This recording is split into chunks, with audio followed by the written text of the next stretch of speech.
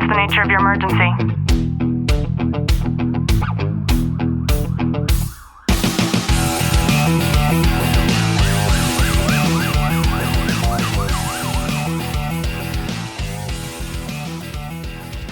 Welcome back to the Tactical Living Podcast. I'm your host, Ashley Walton, joined by Sergeant Walton. Glenn, how are you? I'm good.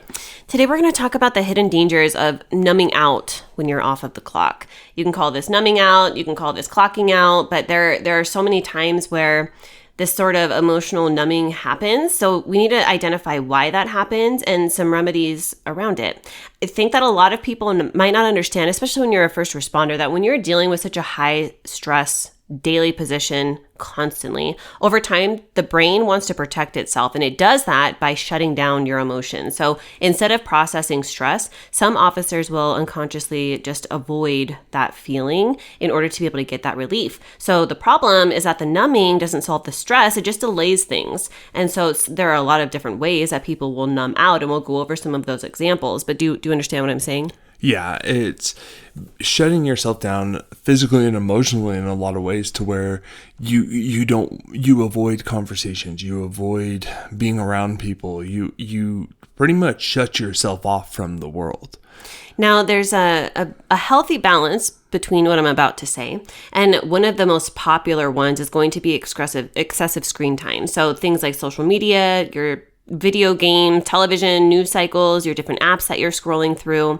Let's say an officer gets off of their shift and they immediately just grab their phone and they sit there and they scroll for hours and they don't even realize how much time has passed. This kind of mindless scrolling, honestly, it just disconnects you from real life, and it might even leave you feeling even more drained even when you don't realize it.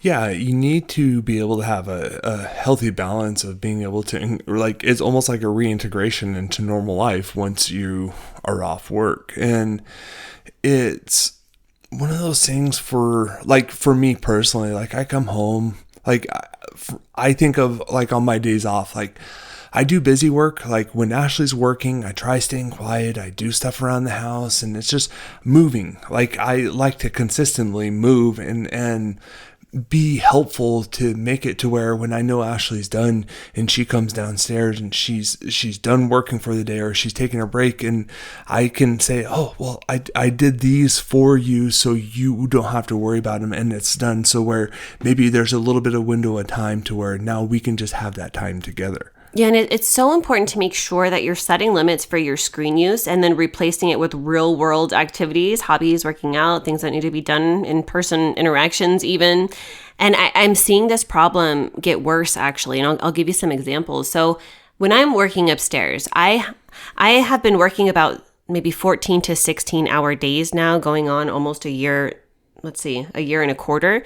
And I am completely in the notion and in agreement with the fact that I need to change things, and I'm constantly working on things. However, more keeps getting added. I even pay an assistant. But when I'm in between certain things, like I legit don't have time for anything. So we've talked about the sort of rewards program that I have with myself, the if-then. If I finish this, then I can go downstairs and get a cup of tea, for example.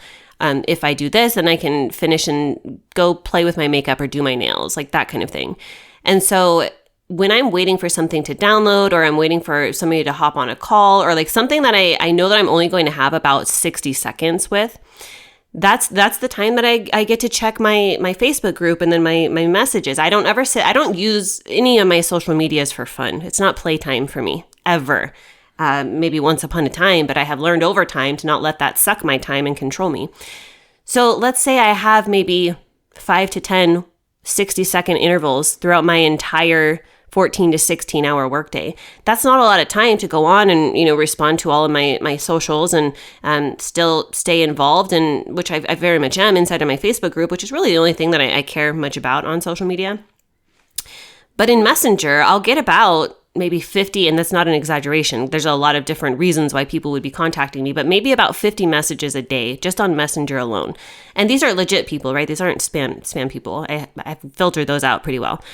And I'll go on there, and there's a lot of people that I know that they're first responders who, let's say they're lonely, they might be dealing with something, like for whatever reason, they're always showing up in my inbox, and they're more than welcome to. However, if you are not paying me and I am not hired to be able to serve you in capacity of a coach, then you're going to get very little to no of my time. And in the last week alone, I've had 2 people who I know are of that nature, right? There's nothing wrong with them in the immediate sense, but they have each individually asked me in different ways, like, does it bother you if I'm messaging you? And my response to both of them was something along the lines of like, no, you're welcome in my inbox anytime that you want to be, but don't expect me to respond to you in the same way that is habitual to a lot of people, because that's not the case for me. Like, I am not a slave to my social media. I get to it when I get to it, and you'll sit there until then. Yeah, I think that's the hardest thing for people to understand. Of it, you put yourself in a state of,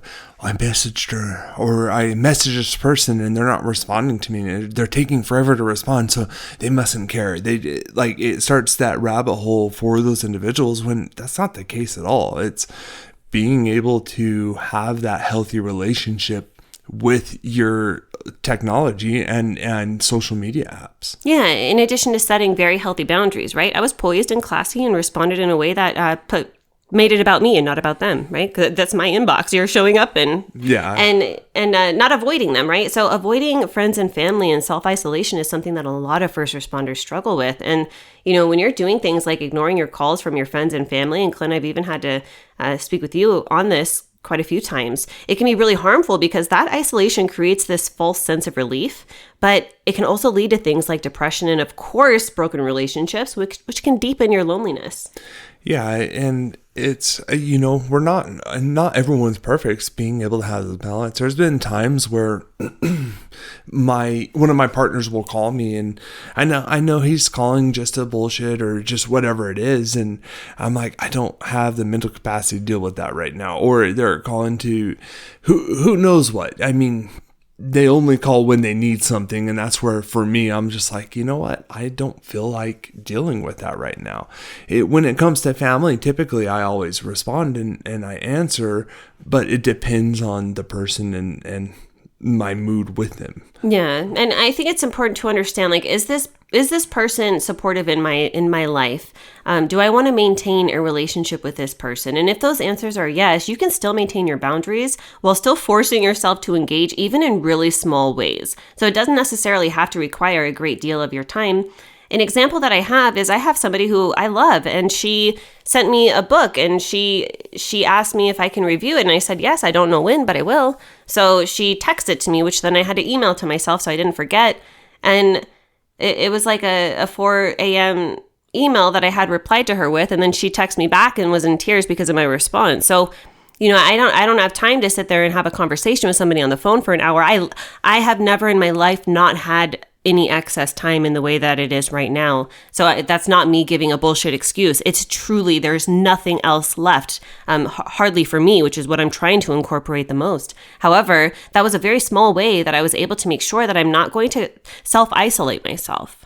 Yeah, having clear and concise conversations with people too is being, hey, I can't talk right now.